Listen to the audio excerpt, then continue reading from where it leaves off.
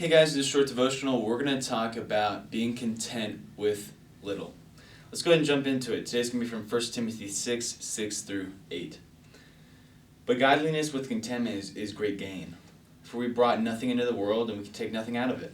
But if we have food and clothing, we will be content with that. So first of all here, let's talk about contentment in general. Contentment is a good thing, and I think that's highlighted here. It's something that we should strive for. I know I certainly do, and I think that when we are content, we can find peace, and I think that's part of contentment is understanding that we can have a good life, we can have life with little, and especially when we are doing in our life is focused on God and trying to grow His kingdom. I think it really makes it a lot easier for me to be content with what I have and not have my mind focused on just getting more things, getting better, getting richer, whatever it is.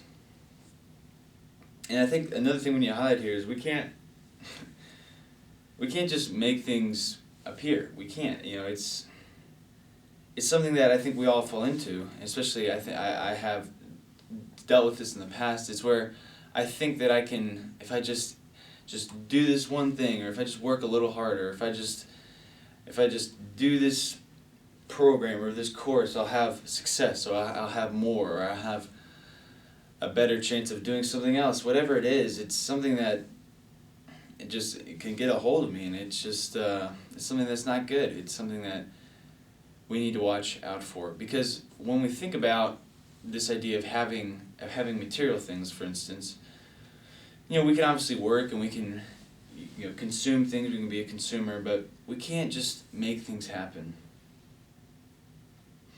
We can't put things in the world. We can't take things out of the world. I think in the modern church, in some particular denominations, they are kind of lean towards this idea of, think positive, act positive, and things around you will happen. But that's not how it works. We can't do that.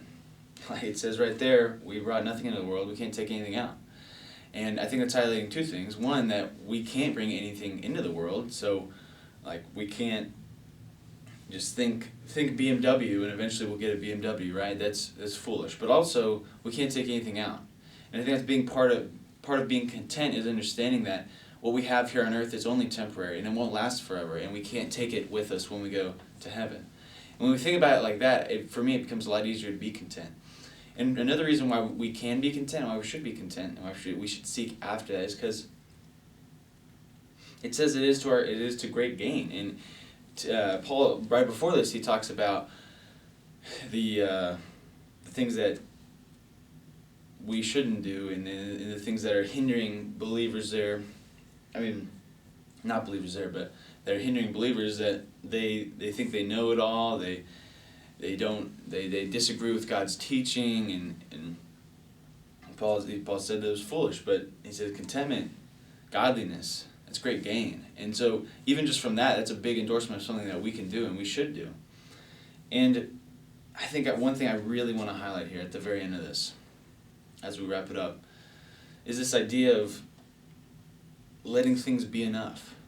I think so often I struggle with this, and I've said this before, but this idea of I need more.